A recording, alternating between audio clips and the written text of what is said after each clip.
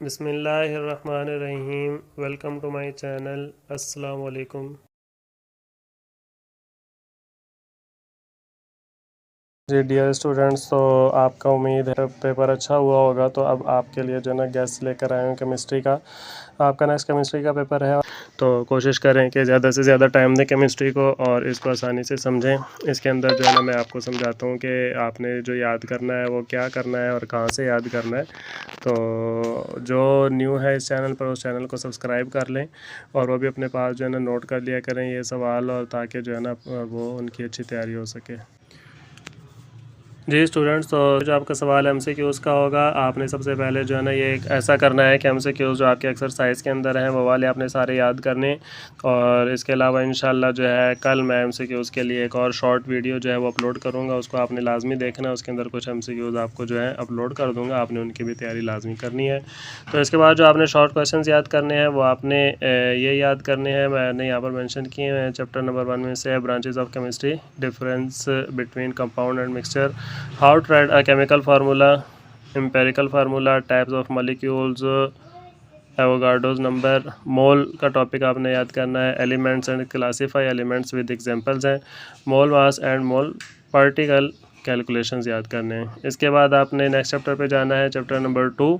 Chapter number 2 के अंदर जो है आपके properties of cathode and canal rays, Bohr's atomic model, isotopes of C, hydrogen its and uses इसी के साथ हैं, वो भी आपने याद करना है। इसके अलावा इलेक्ट्रॉनिक कन्फिगरेशन देखना है। यूनिट नंबर 3 से period groups, ionisation, energy, Mendeleev's periodic table, ये आपने याद करना है। और इसके साथ साथ ही ये याद रखिएगा कि मैं जो शॉर्ट्स अपलोड करता हूँ इसके बाद वो गैस में से वो बाद में जो है ना जो होती हैं चीज़ें रह जाती हैं या कोई ज़रूरी होती हैं, वो मैं उसके बाद अपलोड करता हूँ। तो आप साथ में शॉर्ट वीडियो जो भी अपलोड हुआ करें उसको लाजमी देखा करें, ताकि जो है ना आपको कोई चीज़ मिस ना हो। जो चैप्टर नंबर 4 से है coordinate covalent bond, covalent bonds and its types, properties of ionic compound and metals है, और हाइड्रोजन बॉन्डिंग है।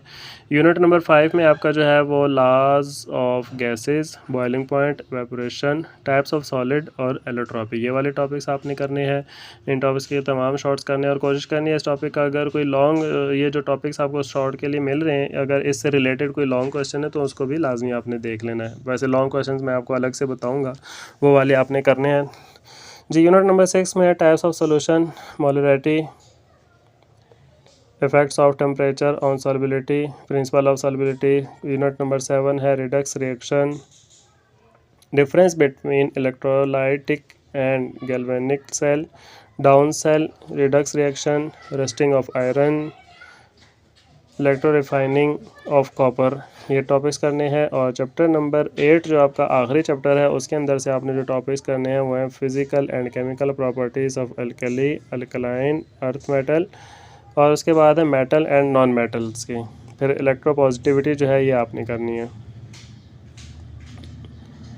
जी इसके बाद आते हैं लॉन्ग क्वेश्चंस की तरफ। लॉन्ग क्वेश्चंस आपने कौन कौन से याद करने। लॉन्ग क्वेश्चन आपके सारे चैप्टर से नहीं आते, अभी ये मैं यहाँ पर आपको बता रहा हूँ कि किस चैप्टर में से लॉन्ग आने, सिर्फ उनकी आपने तैयारी करनी है, बाकियों के जो लॉन्ग क्वेश्चन है वो आपने छोड़ देने।